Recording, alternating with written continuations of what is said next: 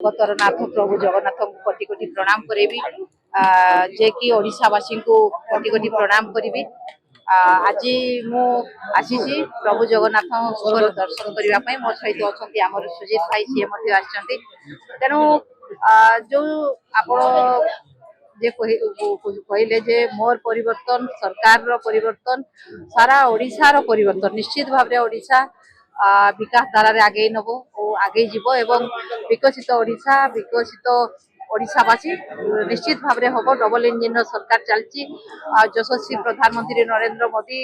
आपण मैंने जानते जन्म दिवस रे सी आज ओडिशा रे आसिकिना जो आमर प्रधानमंत्री आवास एवं सुभद्रा योजना इनागुरेशन कर तेणु निश्चित भाव माँ मानकार भी विकास हम माँ माने सशक्त हेबे। महोत्सव आपण कोन वार्ता दबो सारा ओडिशावासी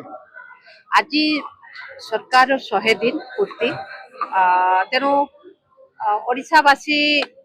निश्चित भाव विकास धारा रे आगे जीवे एवं ओडिशावासी विकास हम ता सहित ओडिशा विकास गुरुत्व दिया जाउछि निश्चित भाव नहीं नहीं देखंतु गुरुत्व दिया जाइछि निश्चित भाव गुरुत्व दिया जाउछि मते समस्त प्रकार आमको सबुथिरे शामिल करूचंती समस्ते खूब स्नेह श्रद्धा सम्मान दौरान भारतीय जनता पार्टी समस्त नेतृमंडली आमर सभापति राज्य सभापति ठू आरंभ कर समस्त नेतृमंडली समस्ते खूब सम्मान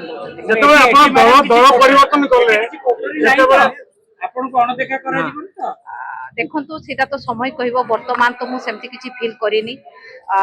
समस्ते सम्मान दौरान दल रे मते खूब भल भी लगुच स्वाधीनता भी पाउची भलिया मते लगुच जतबेले दल परिवर्तन कले तो महाप्रभु को प्रार्थना करी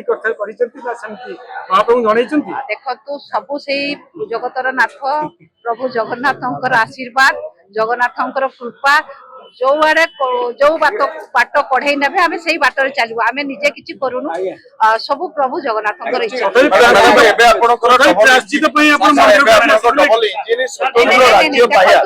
प्राश्चित नुहे आम कौन पाप कलु प्राश्चित करने आम तो सब लोक सेवार अच्छु लोक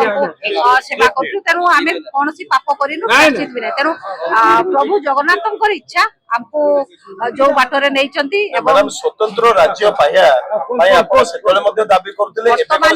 निश्चित भाव दाबी